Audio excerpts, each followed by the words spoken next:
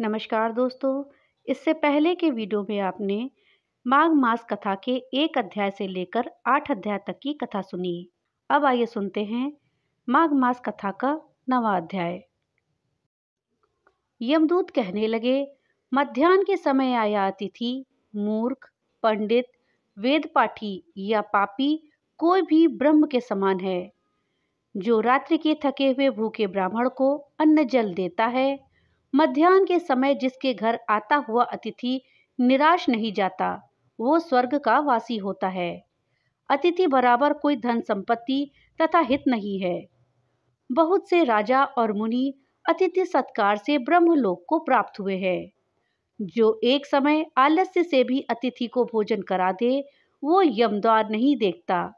केसरी ध्वज से वैवस्वत देव ने कहा था कि जो कोई इस कर्मभूमि मृत्युलोक से स्वर्गलोक जाने की इच्छा रखता हो, वो अन्न का दान करे। दूत कहता है कि यमराज कहते हैं, अन्न के बराबर कोई दूसरा दान नहीं है।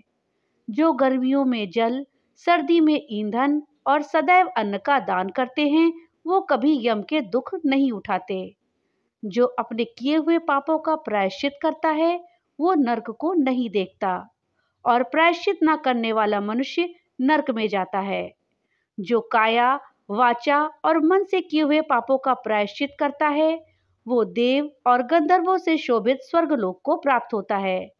जो नित्य ही व्रत, तप, तीर्थ करते हैं और जितेंद्रिय हैं, वो भयंकर यम को नहीं देखते हैं। नित्य धर्म करने वाला दूसरे का अन्न, भोजन और दान त्याग दे। नित्य स्नान करने से बड़े बड़े पाप नाश होकर यम को नहीं देखता। बिना स्नान पवित्रता कैसे हो सकती है? जो मनुष्य पर्व के समय चलते जल में स्नान करते हैं, वो बुरी योनि नहीं पाते, ना ही नरक में जाते हैं। माघ मास में प्रातः स्नान करने वाले मनुष्यों को नियम पूर्वक तिल, पात्र और तिल कमल का दान करना चाहिए। यमदूत कहते हैं कि हे विकुंडल, पृथ्वी, सोना, गौ आदि परम दान करने वाला स्वर्ग से नहीं लौटता। बुद्धिमान पुण्यतिथियों, व्यतिपात, संक्रांति आदि को थोड़ा सा दान करके भी बुरी गति को नहीं प्राप्त होता। सत्यवादी, मौन रहने वाला, मीठा बोलने वाला, क्षमाशील, नीतिवान, किसी की निंदा न करने वाला, सब प्राणियों पर दया करने वाला, पराय धन को तृण के समान समझने वाला मनुष्य कभी नरक को नहीं भोगता। माघ मास महात्म्य का 10वां अध्याय। यमदूत कहने लगे कि हे वैश्य, एक बार भी गंगा जी में स्नान करने से मनुष्य सब पापों से छूटकर अत्यंत शुद्ध हो जाता है। जो मनुष्य गंगा जी को दूसरे तीर्थों के समान समझता है, वो अवश्य नरक में जाता है। भगवान के चरणों से उत्पन्न हुई गंगा जी के पवित्र जल को श्री शिव जी अपने मस्तक पे धारण करते हैं। वह ब्रह्मा, जो संदेह रहित प्रकृति से अलग और निर्गुण है, ब्रह्मांड में उसकी समानता किससे हो सकती है? गंगा जी का नाम हजारों योजन दूर से ही लेने वाला नरक में नहीं जाता। इसलिए मनुष्य को अवश्यमेव गंगा जी में स्नान करना चाहिए। हे वैश्य, जो ब्राह्मण दान लेने का अधिकारी होकर भी दान नहीं लेता, वो आकाश के नक्षत्रों में चंद्रमा के समान है। जो कीचड़ से गौ को निकालता है, जो रोगी की रक्षा करता है, या जो गौशाला में मरता है, वो आकाश में तारा होता है। प्राणायाम करने वाले मनुष्य सदैव उत्तम गति को प्राप्त होते हैं। प्रातः समय स्नान के पश्चात जो 16 प्राणायाम करते हैं, वो घोर पापों से बच जाते हैं। जो पराई स्त्री को माता के समान समझते हैं, वो यम की यातना को नहीं भोगते। जो मन से भी कभी पराई स्त्री का चिंतन नहीं करते, वो दोनों लोकों को अपने अधीन करते हैं। जो पराय धन को मिट्टी के समान समझता है, वो स्वर्ग में जाता है। जिसने क्रोध को जीत लिया हो, मानो उसने स्वर्ग को ही जीत लिया। जो माता पिता की सेवा देवता तुल्य करता है, वो यम द्वार नहीं देखता, और जो गुरु की सेवा करते हैं, वो ब्रह्मलोक को प्राप्त होते हैं। शील की रक्षा करने वाली स्त्री धन्य है। शील भंग करने वाली स्त्री यमलोक जाती है।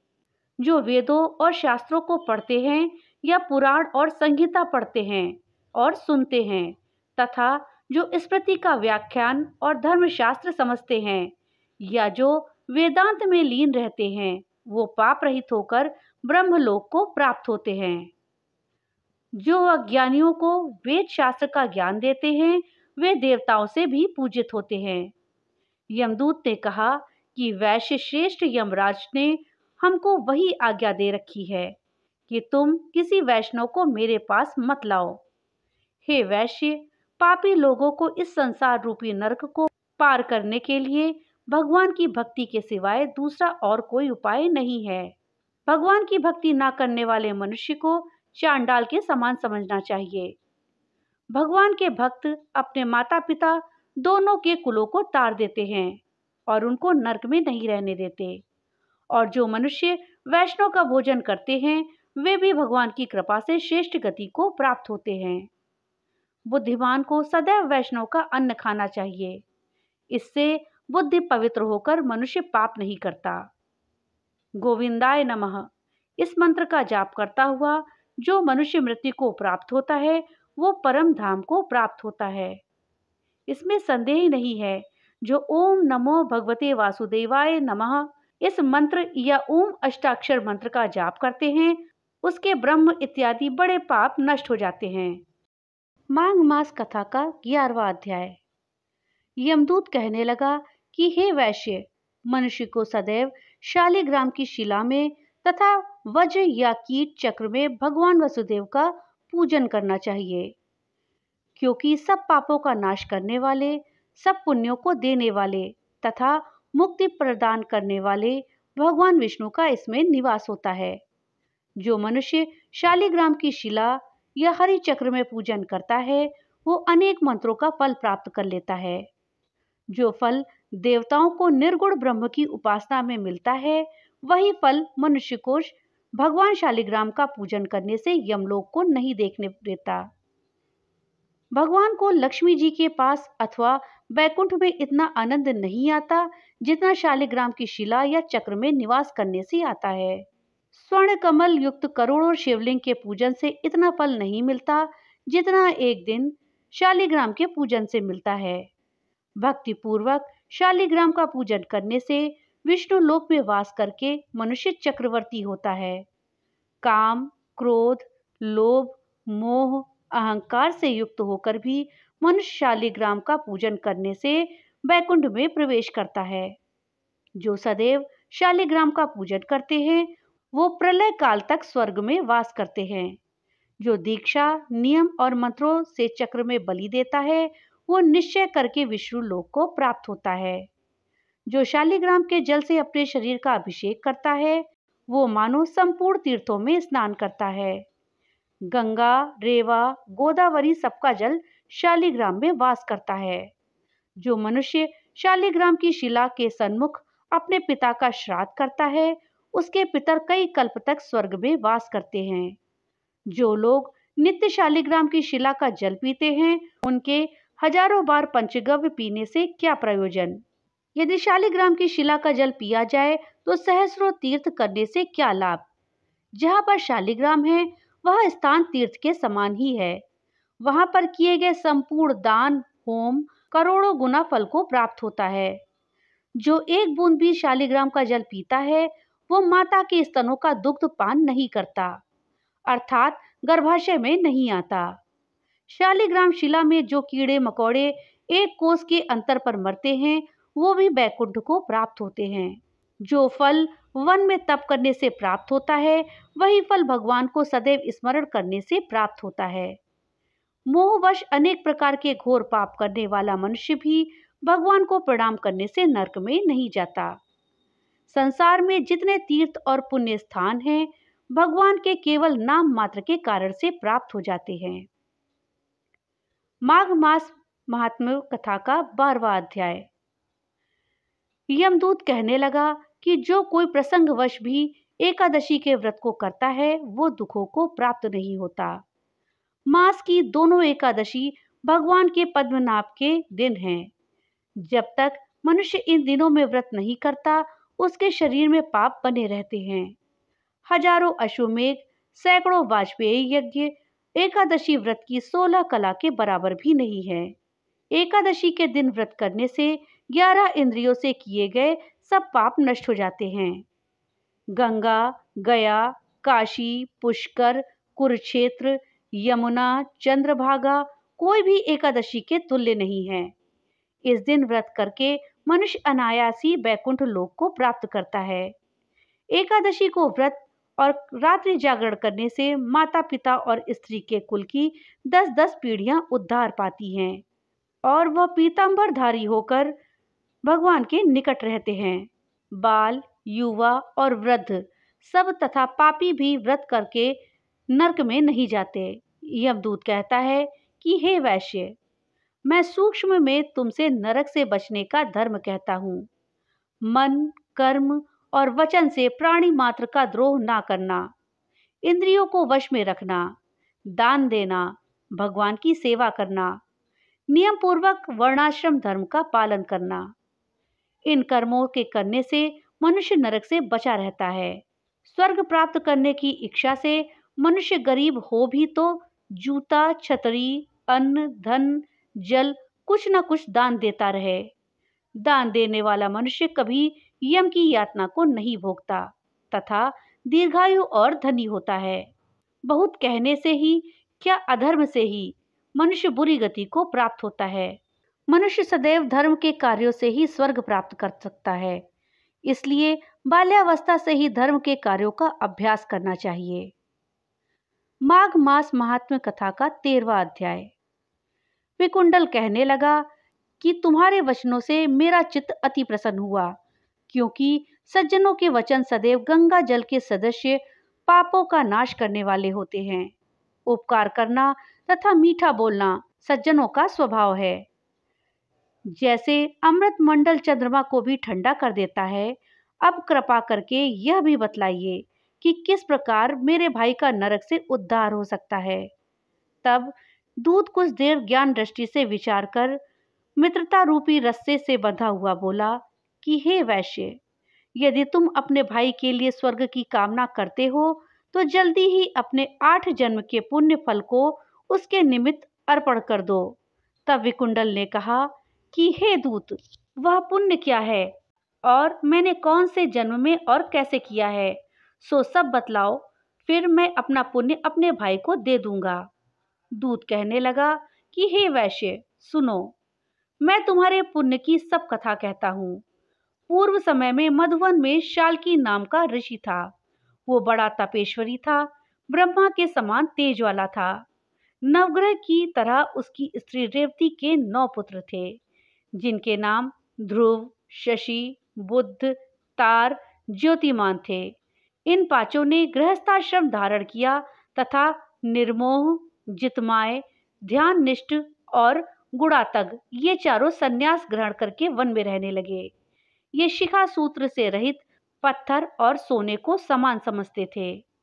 जो कोई अच्छा या बुरा उनको अन्न देता वही खा लेते और कोई कैसा ही कपड़ा देता उसको ही पहन लेते। सदैव ब्रह्म के ही ध्यान में लगे रहते। इन चारों ने व्रत, शीत, निद्रा और आहार सबको जीत लिया। बस चर अचर को विष्णु रूप समझते और मौन धारण करके संसार में विचरते। ये चारों महात्मा तुम्हारे घर आए।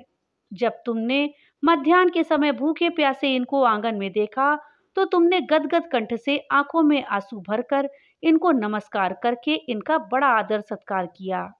इनके चरणों को धोकर बड़े प्रेम से तुम इनसे कहने लगे कि आज मेरे अहोभाग्य है, आज मेरा जन्म सफल हुआ, मुझ पर भगवान प्रसन्न हुए, मैं सनाथ हूँ, मेरे माता पिता, पत्नी, पुत्र, गौ आदि सभी धन्य हैं, जो आज मैंने हरि के सदस्य आपके दर्शन किए।